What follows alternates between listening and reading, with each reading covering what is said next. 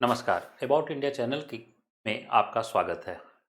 और अब हम लोग ताजमहल के तीसरे खंड, ताजमहल के बारे में जो हम लोग जान रहे थे उसके तीसरे खंड में जो है हम लोग प्रवेश कर रहे हैं। यानी तीसरे खंड में हम लोग जानने का प्रयास करेंगे कि ताजमहल की कलाकृति, ताजमहल की जो है वह सांस्कृतिक विशेषता के अंदर उसकी आंतरिक साज सज्जा और वाह सज्जा जो थी वह कैसी है और कैसे बनाई गई थी। तो इसमें जैसा कि हमने बताया था कि यहाँ इंडो कल्चर का जो है वह बेहतरीन ढंग से प्रयोग किया गया। अब इंडो कल्चर को हम लोग जो है वह देखने का प्रयास करें कि भारतीय संस्कृति का प्रयोग जो है वह कैसे किया गया। तो देखिए, यहाँ पर जो फूल पत्तियां हैं, ये जो फूल पत्तियां हैं, इन फूल पत्तियों को अगर देखा जाए तो भारतीय कला से प्रेरित जो है वह दिखाई देते हैं। इन फूल पत्तियों को हम लोग देखें तो ये भारतीय कला से प्रेरित दिखाई देते हैं। तो ये जो फूल पत्तियां हैं, यहाँ पर हम लोग देख रहे हैं कि ये भारतीय कला से प्रेरित हैं। अब इन फूल पत्तियों को कैसे बनाया गया, तो देखिए फूल पत्तियों को कैसे जो बनाया गया, तो देखिए गौर करके, ये पूरा एक संगमरमर, ये पूरा एक संगमरमर है। संगमरमर का एक जो है वह, मान लीजिए कि जो है एग्जाम्पल के तौर पर हम लोग देख लें कि ये 8x4 का जो है वह एक टुकड़ा है, 8 फीट बाई 4 फीट का। 8 फीट बाई 4 फीट के टुकड़े में क्या किया गया है, देखिए ये जो है बेस है और इस बेस को हम लोग कह रहे हैं लेयर 1, और यहाँ पर ये जो फ्लावर्स है इसको कह रहे हैं लेयर 2।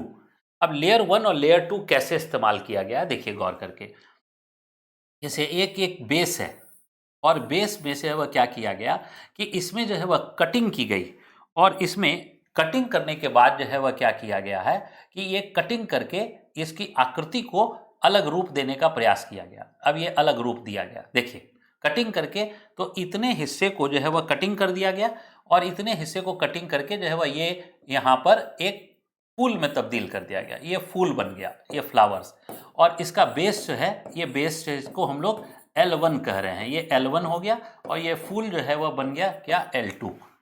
इसका मतलब है एक ही संगमरमर में वो इनक्रिप्ट किया गया है, उसी संगमरमर में उकेरा गया है। यानी ऐसा नहीं है कि ये फूल पत्तियों को बाहर से लाकर पेस्ट किया गया है, यह नहीं है, बल्कि एक संगमरमर के अंदर जो है इस प्रकार की विधि के द्वारा जो है वह उकेरने का प्रयास किया गया है। तो यह अपने आप में जो है वह टाइम टेकिंग प्रोसेस है। यानी इस पूरे प्रोसेस में काफ़ी लंबा समय जो है वह लगता है, और हम लोग यह जानते हैं कि ताजमहल के निर्माण में काफ़ी समय लगा। क्यों ताजमहल के निर्माण में समय लगा, तो उसका एक कारण यह होता है कि उसकी आंतरिक साज सज्जा में काफ़ी जो है वह समय जो है वह दिया गया है, काफ़ी समय, और उसमें इस प्रकार से एक इनक्रिप्टेड जो है वो फ्लावर्स को हम लोग देख सकते हैं। अब इसके बाद जो है वह देखिए कि ताजमहल में जो साज सज्जा है, उस साज सज्जा में फिर से इंडो कल्चर के रूप में हम लोग यहाँ भी जो है वह कुछ बेल वगैरह देखते हैं, फूलों की बेल देखते हैं, फूल देखते हैं।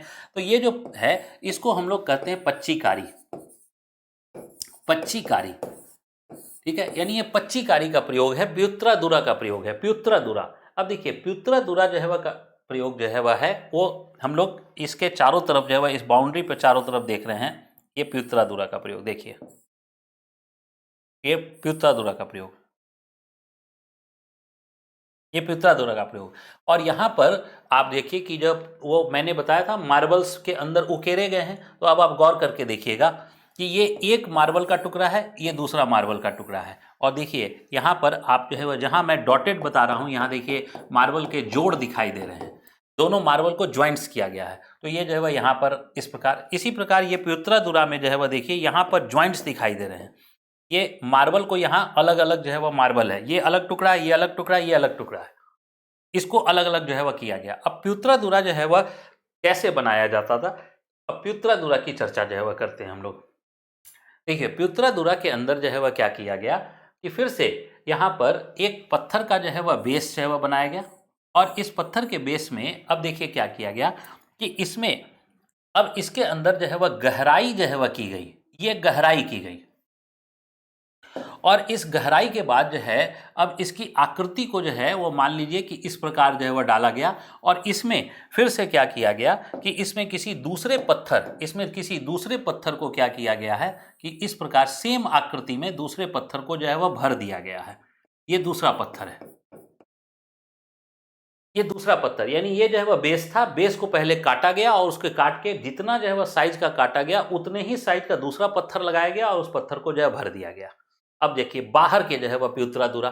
तो देखिए पहले प्यूतरादुरा के बारे में बता दूं कि प्यूतरादुरा जो है वास्तव में एक पुर्तगाली शब्द है और पुर्तगाली आर्किटेक्चर के अंदर जो है वह यानी पुर्तगाली साज सज्जा में इसका भवन निर्माण में साज सज्जा में प्रयोग किया गया था। पुर्तगालियों ने से यह ईरान गया और ईरान से जो है यह मुगलों के माध्यम से जो है वह भारत आया और भारत में सबसे पहला जो प्रयोग मिलता है एतमा उद्दौला के मकबरा में जो आगरा में है, जो नूरजहां के पिता थे जिसका वास्तविक नाम गयासुद्दीन बेग था। तो वो जो है उनके मकबरे में हम लोग ये भारत में पहला प्रयोग जो है वह देखते हैं। जबकि ताजमहल में बाद में प्रयोग हुआ और बाद में जो है वह क्या हुआ, केवल ताजमहल में ही प्रयोग नहीं हुआ है बल्कि जो राजपूत काल की इमारतें हैं, बहुत सारी राजपूत काल की इमारतों में भी इसका प्रयोग किया गया। यानी कि प्यूतरादुरा जो है वह एक फेमस जो है वह आर्किटेक्चर जो है वह बन गया और भारतीय कलाकार जो है वह इसमें सिद्धहस्त होते चले गए, स्किल्ड होते चले गए। अब देखिए इसमें जो है वह क्या है, देखिए ध्यान से देखिएगा कि ये जो आकार है ये आकार उकेरा गया है और ये आकार जो है वो पत्थर में उकेरा गया और उसके बाद जो है वह फिर से छोटे छोटे पत्थर, देखिए एक पत्थर, दो पत्थर, तीन पत्थर, चार पत्थर, पांच पत्थर, छह पत्थर, ये अलग अलग पत्थर जो है वह लगाए गए और उनको पेस्टिंग कर दी गई। जो गहरा वाला हिस्सा था इस गहरे वाले हिस्से में क्या किया गया, पेस्टिंग कर दी गई। तो ऐसे पेस्टिंग कर करके ये जो आकृति जो है वह पैदा की गई। बाहर की जो आकृति है उसमें बहुत ज़्यादा जो है साज सज्जा का ध्यान नहीं रखा गया, यानी बाहर की आकृति को बहुत फिनिशिंग उसका बहुत अच्छा नहीं किया गया। और हम लोग ये कह सकते हैं कि बहुत सिद्ध कलाकार शायद बाहर के जो है वह स्थलाकृति, ये जो है वह बाहर की दीवार पर है, ये ताजमहल के बाहर के दीवार पर प्यूतरादुरा है। तो ये उसमें उतने सिद्ध जो है वह कलाकार जो है वह बहुत कार्य शायद नहीं कर रहे थे, यानी बहुत स्किल्ड जो है वह जो लेबर थे वो बहुत कार्य नहीं कर रहे थे बाहर की दीवारों पे। जबकि आंतरिक हिस्सों में देखते हैं इसी प्यूतरादुरा को तो बड़ा अद्भुत सा दृश्य जो है वह पैसा पेश करता है। अब देखिए ये आंतरिक जो है वह भाग में, ये आंतरिक भाग में जो है वह ये प्यूतरादुरा है। तो ये बाहर की भाग में जो है वह प्यूतरादुरा, तो देखिए ये लगता है ना कि कोई अनस्किल्ड या कोई नौसिखवा सा कलाकार जो है वह उसने जो है वह बना दिया। और ये जो है वह देखिए इसका बिल्कुल जो है वह वास्तविक रूप। तो ये जो है प्यूतरादुरा ये वास्तव में क्या करता है, तो ये पेंटिंग होने का आभास करता है, लगता है कि ये पेंटिंग है पर वास्तव में ये पेंटिंग नहीं है, ये पेंटिंग नहीं है। बल्कि यहाँ पे भी क्या किया गया है, ये जो बेस है ये बेस मार्बल का है और उसमें जो है वह क्या किया गया है, जो फ्लावर है इस फ्लावर के की आकृति पहले पेंसिल से या जो है वह कार्बन से, जो भी चीज का प्रयोग किया जाता होगा उससे उकेरी गई, कार्बन पेंसिल का, और उससे उकेर के उसके बाद उसमें जो है वह क्या किया गया, उतने जो है वह हिस्से में कटिंग की गई और कटिंग करके अलग किया गया।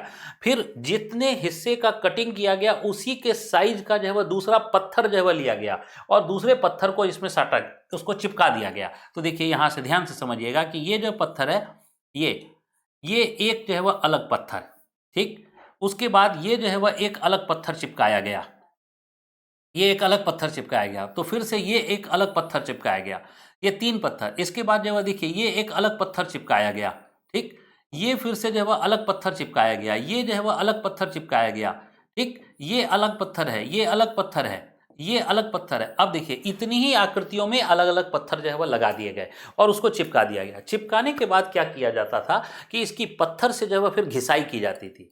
जब घिसाई की जाएगी तो बहुत लंबे समय तक अगर घिसाई करते रहें तो एक तो पत्थर चिकना हो जाएगा और उसके बाद जहाँ जहाँ ये जो है अलग अलग पत्थर जो है वह लगाए गए थे तो उनके जोड़ जो है वह क्या होंगे, वो खत्म हो जाएंगे। क्यों? क्योंकि घिसे हुए जो पत्थर हैं वो पत्थर उसमें जो है वह प्रवेश करते चले जाएंगे और इनका ज्वाइंट्स जो है वह हमें दिखाई नहीं देगा। तो यहाँ पर ज्वाइंट्स नहीं दिखाई दे रहा है और यहाँ पर देखिए कि ज्वाइंट्स जो है वह दिखाई दे रहा है, सारे पत्थरों के बीच का ज्वाइंट्स जो है वह क्या हो रहा है, दिखाई दे रहा है। यानी ये घिसाई यहाँ नहीं की गई है और यहाँ पर जो है वह क्या किया गया है कि घिसाई करके उसमें जो है वह पूरे प्यूतरादुरा को एक कलर से जो है वह एक जो है वह रूप दे दिया गया और ये पेंटिंग होने का आभास करता है।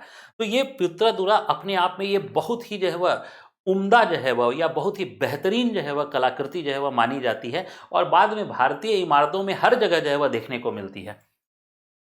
इसके बाद देखिए क्या है कि केवल प्यूतरादुरा का प्रयोग नहीं किया गया, प्यूतरादुरा के साथ साथ कटिंग का मिक्सचर भी किया गया। अब देखिए यहाँ पर ये एक पत्थर है और इस पत्थर के एक हिस्से में जो है वह देखिए तीन जो है वह कलशनुमा आकृति जो है वह बनाई गई और तीन कलशनुमा आकृति में यहाँ पर प्यूतरादुरा का पच्चीकारी का प्रयोग किया गया। तो यहाँ कटिंग करके जो है वह एक आकृति जो है वह बना दी गई, ठीक।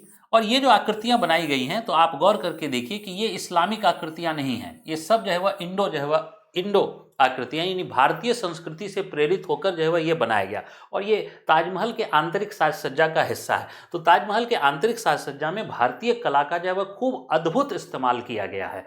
इसके बाद हम लोग आते हैं, देखते हैं बाहर के हिस्से में। ताजमहल के बाह्य सज्जा में भी जो है वह देखिए यहाँ पर प्युत्रा का प्रयोग किया गया है। ये जो है वह जो लाइन्स है, ये लाइन्स अलग अलग जो है वह पत्थर लगाए गए हैं। ये कोई ऐसा नहीं है कि एक पत्थर में कहीं काला और कहीं सफ़ेद है, बल्कि जो है ये जो काला स्ट्राइप्स है वो अलग से पत्थर की पेस्टिंग की गई है, वही वैसे ही छिद्र करके उसकी खुदाई करके उसके बाद जो उसमें पेस्टिंग की गई है। तो ये इस प्रकार के बाह्य सज्जा में भी देखने को हम लोगों को मिलता है। अब हम लोग आंतरिक सज्जा में वापस आते हैं। आंतरिक सज्जा में जालियों का प्रयोग, तो जालियों का जो प्रयोग है ये इस्लाम में जो है वह बेहद जो है वह शुभ माना जाता, अच्छा माना जाता है। और इसमें जो है कुछ जालियां जो है वो पूरी तरीके से ट्रू इस्लामिक कल्चर से जो है वो प्रेरित हैं। अब जालियों में ये इस्लामिक कल्चर से प्रेरित है। तो देखिए क्या है, ये पूरा का पूरा फिर से जो है वह एक पत्थर है और एक पत्थर है, एक कोई संगमरमर का पत्थर है और उस पत्थर में छोटे औजारों के द्वारा माइक्रो जो है जो टूल्स थे उसके द्वारा उसमें छेद किया गया, छिद्र किया गया और उसके बाद उसको जो है वो शेप दिया गया। तो यहाँ जो शेप दिया गया है आप गौर करके देखिए, जो शेप है वो मूलतः जो है वह ज्यामितिक शेप है। तो जितने भी जो है वह यहाँ जालियों में अगर ज्यामितिक शेप जो है वह देखने को मिल रहे हैं, तो जालियों का जो ज्यामितिक शेप है वह इस्लामिक कल्चर को प्रतिनिधित्व करता है, यानी इस्लामिक कल्चर की ओर इशारा करता है। ये इस्लामिक कल्चर से प्रेरित होकर जो है वह जालियाँ बनाई गई हैं।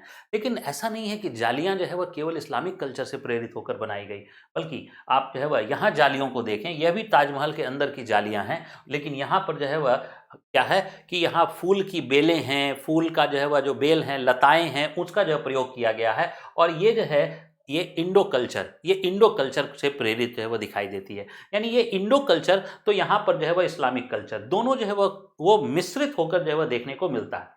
इसी प्रकार जो है अब बाहर की जो है वह दीवारों को देखें, तो बाहर की दीवारों में भी हमें प्युत्रा का प्रयोग जो है वह देखने को मिलता है। अब बाहर की दीवारों में आप गौर करके देखिए, ये जो है ये जो साज सज्जा है ये इंडो कल्चर से, ये इंडो कल्चर से। इसके बाद यहाँ पर ये देखिए कुरान की आयतें जो है वह लिखी हुई हैं, तो ये जो है वह क्या है, इस्लामिक कल्चर का हिस्सा है। ये कुरान की आयतें हैं तो ये इस्लामिक कल्चर का हिस्सा है। ठीक, तो साज सज्जा में भी इंडो और इस्लामिक कल्चर दोनों को जो है वह साथ जो है वह लेकर चला गया है। तो इसीलिए ताजमहल की जो भव्यता आई या ताजमहल जो इतना सुंदर जो दिखाई देता है वो एक कल्चर का उदाहरण नहीं है, बल्कि मिश्रित कल्चर, मिश्रित संस्कृति का उदाहरण देखने को मिलता है। और ये मिश्रित संस्कृति के नमूने हर जगह जो है वह देखने को मिलते हैं ताजमहल के अंदर। ठीक, यहाँ पे भी देखिए ये कुरान की आयतें हैं और ये जो है वह ये इंडो कल्चर का जो है वह की फूल पत्तियां जो है वह की बेलें वगैरह बनाई गई हैं। ठीक,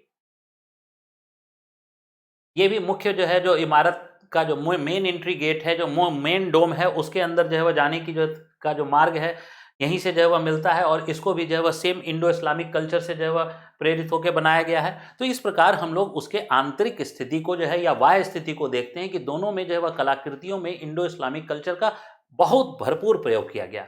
अब हम लोग जो है वह थ्रेड्स ओवर ताजमहल के ऊपर कुछ थ्रेड्स थे उसको जो है वह हम लोग देखते हैं।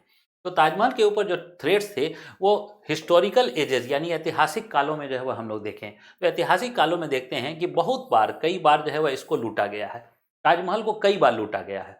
जैसे मैंने पहले भी चर्चा की कि इसमें जो फीनियल था वो फीनियल गोल्ड का था और फीनियल गोल्ड जो है वह का उसे लूट लिया गया। बाद में जो है वह अंग्रेजों ने ब्रिटिश काल में जो है वह उसमें ब्रॉन्ज से जो है वह उसको फीनियल बना दिया गया था। ठीक है, तो ये फीनियल जो है वह गोल्ड का था और उसको लूट लिया गया। इसके आंतरिक दीवारों में जेम्स लगे हुए थे यानी रत्न लगे हुए थे और जो रत्न थे इसका उपयोग क्या था, तो दरअसल जो है अंदर में अगर एक लाइट का सोर्स भी दे दिया जाए तो रत्नों से जो है वह प्रकाश का परावर्तन यानी रिफ्रैक्शन हो जाए और उसकी वजह से जो है वह अंदर का जो दीवार है वह जगमग करने लगे यानी अधिक रोशनदान हो जाए। तो इसलिए उसमें जेम्स का प्रयोग किया गया था। वो जेम्स आज हमें नहीं मिलते हैं। ठीक, इसके बाद जो है वह जो मुख्य गेट है, मेन एंट्री गेट, तो मेन एंट्री गेट में जो है वह क्या था कि गोल्ड प्लेटेड जो है वह गेट था, यानी लकड़ी की का गेट था। लकड़ी की गेट के ऊपर जो है वह गोल्ड की एक चादर जो है वह नुमा प्लेट लगाई गई थी। वो पूरा का पूरा दरवाजा ही आज हमें नहीं मिलता है और गोल्ड प्लेटेड तो मिलता ही नहीं है।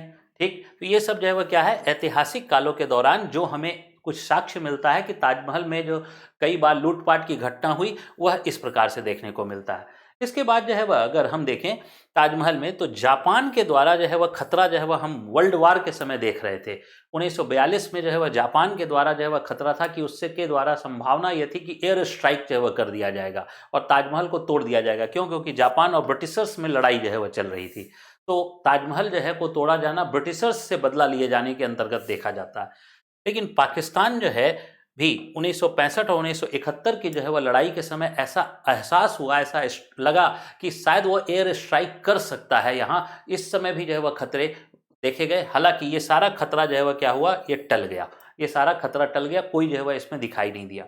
लेकिन एक खतरा जो प्रेजेंट टाइम में दिख रहा है और पॉल्यूशन, प्रदूषण का, और वो स्पेशली कैसे, मथुरा ऑयल रिफाइनरी से। यानी मथुरा जो है, जो ऑयल रिफाइनरी है, उससे हमें प्रदूषण का खतरा देखने को मिलता है। आइए देखने का प्रयास करें इसमें हम लोग क्या जो है वह देखते हैं।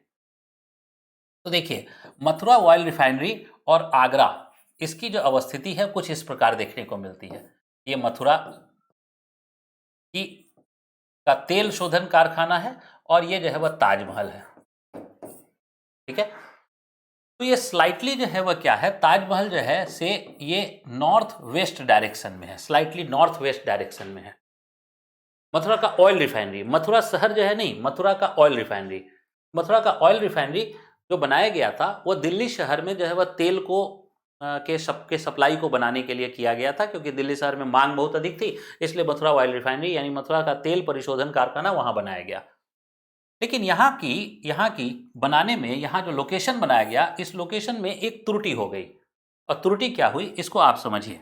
इस त्रुटि में जो है वह देखिए क्या है कि त्रुटि कैसी हो गई। ये हम लोग जो है वह बात करते हैं, ये सरफेस यानी सतह, सतह की बात करते हैं। ये भूसतह है हमारा, और भूसतह में हमारा यहाँ पर जो है वह मथुरा है और यहाँ जो है वह आगरा है क्या यहाँ पर कि जहाँ पर ये सतह है मथुरा और आगरा, इसके ठीक जो है वह ऊपरी हिस्से में, इसके ठीक ऊपरी हिस्से में एक जो है वह अत्यधिक शक्तिशाली जो है वह पवन चल रही है। और ये जो अत्यधिक शक्तिशाली पवन है इसको हम लोग जेट कहते हैं, जेट विंड, जेट पवन। ठीक, थोड़ा सा चर्चा करते कि इसकी जो गति होती है वो 300 किलोमीटर प्रति घंटे के हिसाब से जो है वह होती है इसकी जेट पवन। तो जेट पवन क्या करता है कि अपने साथ साथ जो है वह ये सभी पवनों को, यहाँ पर एयर मॉलिक्यूल्स को ये जो है वह इस प्रकार जो है वह मूव करा देता है, ये मूव करा देता है। क्यों? क्योंकि इसकी गति बहुत ज़्यादा है। अब देखिए, मथुरा में अगर जो है वह, मथुरा में ऑयल रिफाइनरी है, तो मथुरा में जो है वह क्या है, प्रदूषण जो है वह आ रहा है। और ये जो जेट है, ये जेट जो है वह सतह से 10 से 14 किलोमीटर ऊंचाई पर है, और 10 से 14 किलोमीटर ऊंचाई पर है, इसलिए जो है वह हम लोगों को, जो हम लोग सरफेस पे रहते हैं, हम लोगों को पता नहीं चलता, हम लोगों को इसका एहसास नहीं होता है। लेकिन हम लोगों को एहसास हो चाहे ना हो, पता चले चाहे नहीं चले, लेकिन इस मथुरा से निकलने वाले जो प्रदूषक तत्व हैं, इन प्रदूषक तत्वों को क्या करेगा, ये जेट जो है वह लेके आगे बढ़ेगा, और ये प्रदूषक तत्व जो है वह कहाँ आ गए, आगरा। तो ये जो जेट चल रहा है, ये जेट इस प्रकार चल रहा है। तो अब जेट इस प्रकार जो है अगर चल रहा है, तो ऐसी स्थिति में यह मथुरा के जो सारे के सारे प्रदूषक तत्व हैं उसको जो है वह ताजमहल में लेकर आएगा ही आएगा। अब ऑयल रिफाइनरी तो बाद में बनी, जेट हवा तो जो है वह पहले से चल रही थी। तो जेट हवा जो है वह चल रही थी, ये जो है वह, इसीलिए मैंने कहा कि जो है वह लोकेशन में ये एक भूल हो गई कि हम लोगों ने उस जेट हवा को कंसीडर नहीं किया, उसके ऑयल रिफाइनरी बनाने समय ये कंसीडर नहीं किया। तो ये हमेशा ही इससे जो है वह खतरा रहेगा, और इस खतरा के कारण ताजमहल में जो है वह क्या है कि इसका संगमरमर जो है वह क्या हो रहा है, इसका संगमरमर ये पीलापन जो है वह ले लेता है, ये पीलापन ले लेता है। तो ये जो पीलापन ले लेता है, इसी पीलापन को दूर करने के लिए अब जो है वह एक नया जो है वह मेथड निकाला गया है, और वह है मड थेरेपी। तो मड थेरेपी के माध्यम से इसको जो है वह इसके जो है वह पीलापन को जो है वह दूर किया गया है।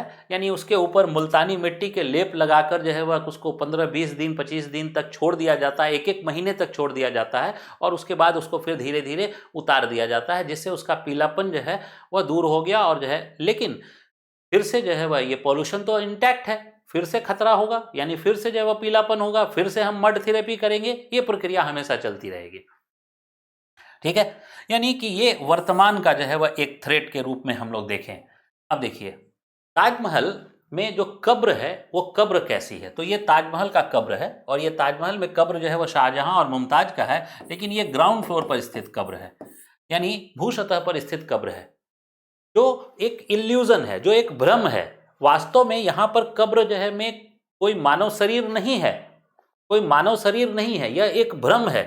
जो मानव शरीर जो रखा गया है वह उसके बेसमेंट में, यानी उसका जो बेसमेंट है, ये वास्तविक कब्र जो है वह यहाँ है, यह बेसमेंट है और इस बेसमेंट में वास्तविक कब्र जो है वह यहाँ पे बनाया गया है। और ये जो है जो ग्राउंड फ्लोर पर है यह भ्रम पैदा किया गया है, ठीक है, यह भ्रम पैदा किया गया है और वास्तविक कब्र जो है वह बनाया गया है ये, ताकि वो शांति से, क्योंकि जो है वह ये माना जाता है कब्र का मतलब है कि शांत जगह, शांति से जो है वह रह सके, वहाँ लोगों का बहुत आवागमन शांति में बाधा जो है वह पैदा करता है, तो इसलिए जो है वह ये बेसमेंट में। और ये जो बेसमेंट का जो है वो जो कब्र है ये केवल जो है उर्स के दिन, साल में जो उर्स का जब मेला लगता है वहाँ उसी समय खोला जाता है, बाकी समय जो है वो पूरे साल भर बंद रहता है, ठीक है। अब देखिए ये ताजमहल के जो व्यू को देखा जाए तो ताजमहल का व्यू जो है वो डे जो है वह व्यू है। पूरा जब ताजमहल जो है वह बन गया, इस ये पूरा ताजमहल मैं फिर से बता दूं कि पूरा जो ताजमहल है, ये ताजमहल में आंतरिक हिस्सा जो है वो लाल ईंटों से बना हुआ है और लाल ईंटों से बनाकर इसको जो है वो ऊपर से पेस्टिंग की गई है, लाल ईंटों से बनाकर ऊपर पेस्टिंग की गई है। तो जब पूरा पेस्टिंग कर दिया गया जो है वह संगमरमर का, तो संगमरमर की पेस्टिंग के बाद यह इमारत बहुत भव्य जो है वह लगने लगी, बहुत सुंदर लगने लगी। इसलिए इसकी भव्यता को नजर ना लग जाए, इसकी भव्यता को नजर ना लग जाए, इसलिए क्या किया गया कि ताजमहल के एक कॉर्नर पर, आप जब वहां जाइएगा तो देखिएगा यहाँ ताजमहल के इस कॉर्नर पर यहाँ पर मार्बल नहीं लगाए गए हैं, ये मार्बल नहीं लगाए गए हैं। तो जैसे जो है वह कहा जाता है चांद के ऊपर धब्बा है, ठीक इसी प्रकार यहाँ इस पूरे जो है वह ताजमहल में इसको जो है वह ब्लैक स्पॉट माना जाता है कि यह धब्बा है, एक काला टीका है, कहा जाए एक काला टीका है। और वो इसलिए कि ताजमहल को नज़र ना लगे इसलिए यहाँ पर मार्बल की पेस्टिंग नहीं की गई है। तो यह डे लाइट का व्यू है और ताजमहल को अगर हम रात में देखना चाहें तो ताजमहल जो है रात में हमें कुछ इस प्रकार जो है वह ताजमहल दिखाई देता है, और ताजमहल को फिर से डे में देखना चाहें तो कुछ ताजमहल इस प्रकार जो है वह दिखाई देता है। तो ये ताजमहल के बारे में हम लोगों ने 3 सीरीज में, 3 खंड में, 1, 2, 3 में हम लोगों ने ताजमहल के बारे में जो है वह चर्चा की। इसी प्रकार जो है वह भारत के अन्य जो है वह जो स्थापत्य हैं उन सारे स्थापत्यों की चर्चा जो है हम लोग अबाउट इंडिया चैनल में करते रहेंगे। मैं अनिल केसरी आप सभी को धन्यवाद अर्पण करता हूँ। Thank you.